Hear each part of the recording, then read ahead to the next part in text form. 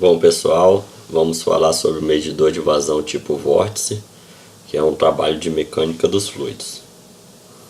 O medidor de vazão tipo vórtice tem se destacado frente a outras tecnologias tradicionais como uma solução para diversas aplicações industriais, medição confiável, alarmes e diagnósticos e robustez na operação elevam as informações e facilita a tomada de decisão para a operação, manutenção e otimização do controle de processo de produção. Antes de explicar como funciona e quais são as aplicações do medidor tipo vórtice, é preciso saber o que é um vórtice. Vórtice é um escoamento onde as linhas de corrente apresentam um padrão circular que surge devido à diferença de pressão de duas regiões, formado por isso aqui que lembra um furacão. E o que é o medidor tipo vórtice? Ele é um instrumento de medição de vazão de um fluido através da detecção da frequência do vórtice. Basicamente é isso. E antes de falar mais sobre o medidor de vazão tipo vórtice, vamos falar de alguns princípios fluidodinâmicos que são necessários para o entendimento do funcionamento deste medidor. Primeiramente, o número de Reynolds.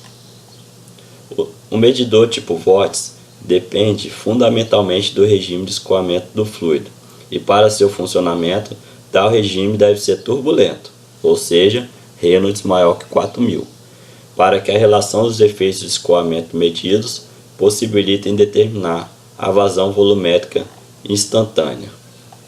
O conhecimento do regime de escoamento permite avaliar o perfil de velocidade do escoamento, avaliando a média da velocidade em relação à velocidade máxima no centro do tubo. Interpretar esse parâmetro é imprescindível, pois para alguns medidores de vazão, a exatidão na medição é função da simetria ou uniformidade do perfil de velocidades. E aqui temos a famosa fórmula de Reynolds, ρVd sobre μ. Outro princípio fluidodinâmico são os vórtices de von Karman. Von Karman observou que, em velocidades baixas, as linhas fluidas acompanham o formato do objeto, não sendo possível gerar os vórtices. Ao aumentar a velocidade, as linhas não mais acompanham a forma do obstáculo, afastando-se de seu contorno. Essa separação gera, com o aumento da velocidade, zonas de baixa pressão e a ruptura da camada limite. Como consequência, surgem os vórtices.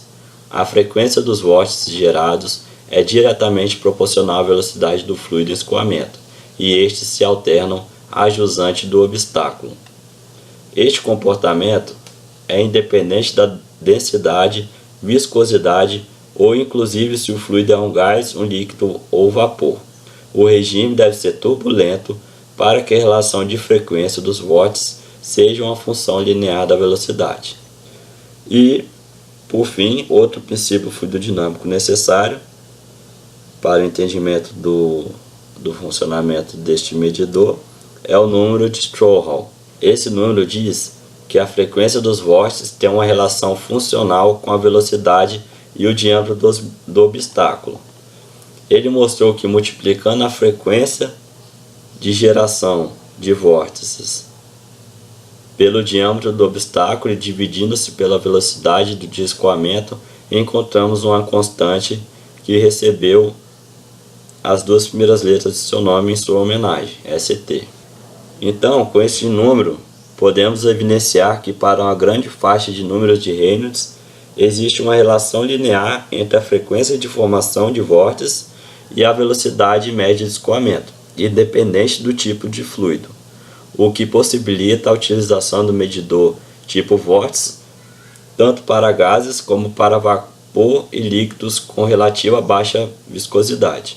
O regime de escoamento turbulento, além de manter a relação velocidade versus frequência linear, contribui para a coerência dos vórtices, ou seja, uniformidade e simetria em toda a extensão do vórtice gerado.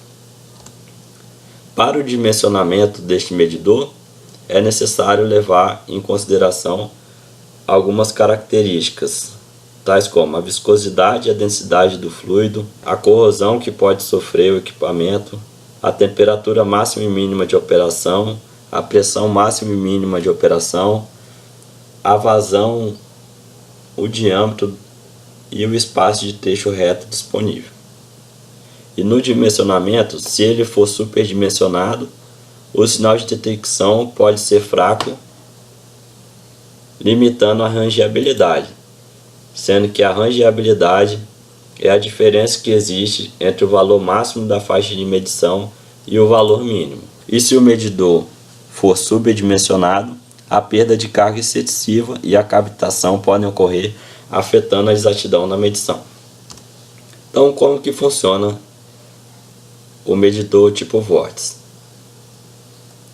O fluido, quando atinge o obstáculo, se divide formando os vórtices de forma alternada e que cria um diferencial de pressão na barra, que possui um pequeno grau de liberdade, gerando aqui um movimento oscilatório com a frequência. Os sensores instalados no medidor, eles, neste caso, são pios elétricos, eles irão gerar um sinal elétrico proporcionalmente ao esforço mecânico alterado que os vórtices impõem ao obstáculo, ou seja, sua frequência. Então será possível a determinação da frequência do obstáculo por meio dos sensores piezoelétricos, que são essas pecinhas, e aqui o tubo que está medido. Então, com os sinais elétricos obtidos pelos sensores, é possível determinar a frequência da barra. E para garantir a melhor exatidão da estabilidade, eliminam-se os ruídos de vazão utilizando o processamento de sinal digital, que permite, através de filtragens de bandas e circuito comparador incorporado, tratar o sinal dos sensores e obter a real medição de vazão livre de ruídos. E para a determinação da vazão,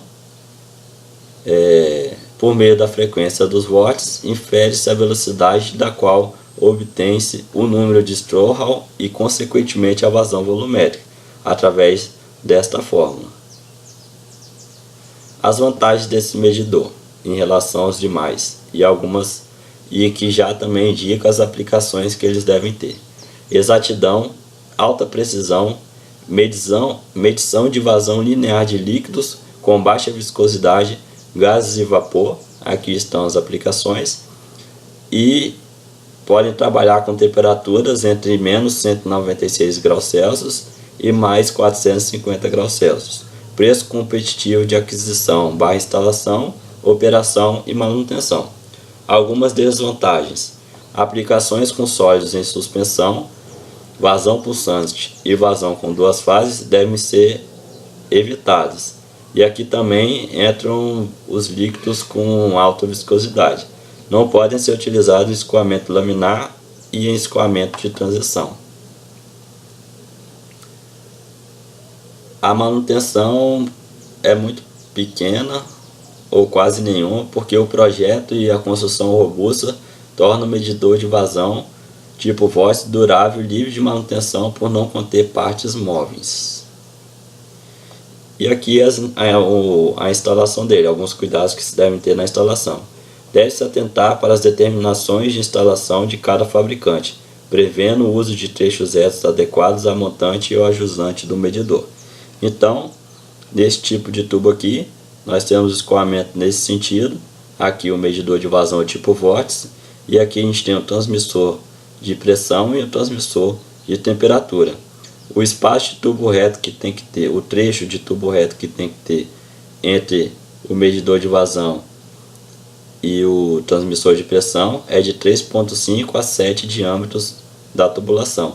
A mesma coisa entre o transmissor de pressão e o transmissor de temperatura. Já para esse outro fabricante, após uma curva perpendicular, dá 20 diâmetros ou mais até chegar o medidor de vazão, ou seja, a montante, e ajustante 5 diâmetros ou mais antes de qualquer peça chegar. E quando a redução de diâmetro do tubo, temos que ter 5 metros de 5 diâmetros ou mais de tubulação antes do medidor, a montante no medidor e a ajustante no medidor. Na instalação horizontal segue esse fluxo, a vertical segue esse, e se for nesse sentido não pode ser utilizado em líquidos. E aqui mais uma imagem de posição de instalação. Então, a gente pode ver que o medidor vórtice tem sido uma das melhores soluções para muitas das aplicações em medição de vazão mássica ou volumérica de líquidos, gases, vapor saturado e superaquecido. Alarmes, diagnósticos e processamento digital garantem faixa de medição com exatidão, linearidade, imunidade a ruídos e alto desempenho. Nossa bibliografia e os componentes do grupo. Valeu, pessoal!